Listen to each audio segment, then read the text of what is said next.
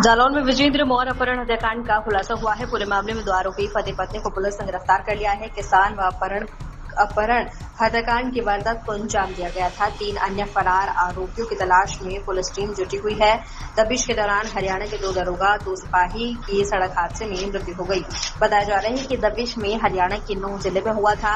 पुलिसकर्मियों की कार हुई थी सड़क हादसे का शिकार। जालौन के पुलिस लाइन उरई में एसपी ने मामले का खुलासा कर दिया।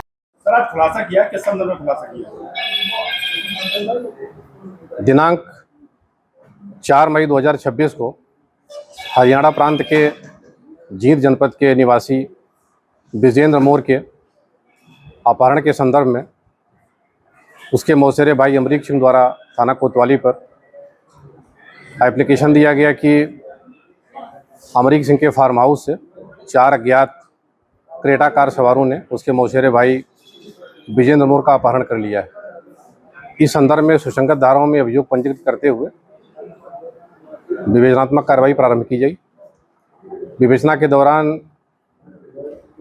कई सौ सीसीटीवी फुटेज, इलेक्ट्रॉनिक साक्ष्य, धरातली साक्ष्य अज्ञात अभियुक्तगण के नाम प्रकाश में आए। अभियुक्तगण की गिरफ्तारी के लिए निरंतर प्रयास किए जा रहे थे। वहाँ की पुलिस के अधिकारियों से हम लोग संपर्क में थे। अभियुक्त काफ़ी शातिर किस्म के थे, गिरफ्तार नहीं हो पा रहे थे। इनकी गिरफ्तारी के लिए पुलिस महानिरीक्षक झांसी रेंज महोदय द्वारा अभियुक्तों के विरुद्ध 50-50 हज़ार रुपये का पुरस्कार घोषित किया गया था। इस घटनाक्रम का खुलासा करते हुए 4 अज्ञात अभियुक्त जो थे वे नामजद किए गए। इलेक्ट्रॉनिक साक्ष्य जैसा हमने बताया, सीसीटीवी फुटेज, सीडीआर, मोबाइल से चारों के नाम प्रकाश में आए। इसमें एक अभियुक्त जिसपे 50,000 रुपये का पुरस्कार घोषित है, मोहित मलिक, वह गिरफ्तार किया गया है। जो प्रकाश में आए 4 अभियुक्त थे। और एक षड्यंत्र रचने वाली महिला सपना, उसको भी गिरफ्तार किया गया। 120 का मूल्य मनाया गया। इस घटनाक्रम का मोटिव यह था कि जिसका अपहरण किया गया, अपहरण के पश्चात इन चारों अभियुक्तों ने क्रेटा कार में उसको भर के जनपद हमीरपुर के जलालपुर थाना क्षेत्र के जंगल में ले जाके गाड़ी में गला घोंट के मार दिया था। वहाँ एक गड्ढे में लगभग 40 लीटर डीजल डाल के उसके शव को जला दिया था। घटनास्थल से जले हुए हड्डियों के अवशेष और जिस चद्दर में लपेट के उसको ले गए थे अपहृत मृतक के, वह भी बरामद कर लिए गए। मृतक के पुत्र ने उस चद्दर की शिनाख्त भी कर लिया है। घटनाक्रम का मोटिव यह था कि अपहृत जो विजेंद्र मौर्य था, इसके महिला सपना चौधरी से संबंध थे। ये लोग विगत 3-4 साल से रिश्ते में थे। इसके पहले सपना की शादी हुई थी और उसके हस्बैंड की डेथ हो गई थी 2021 में। डेथ होने के बाद यह मौर्य के संपर्क में आई थी। और पहले भी जो इसका पति था सपना चौधरी का वीरेंद्र, वो विजेंद्र मौर्य का आपस में दोनों अच्छे मित्र थे, तो उसकी मृत्यु के पश्चात उसके संपर्क में आ गई थी।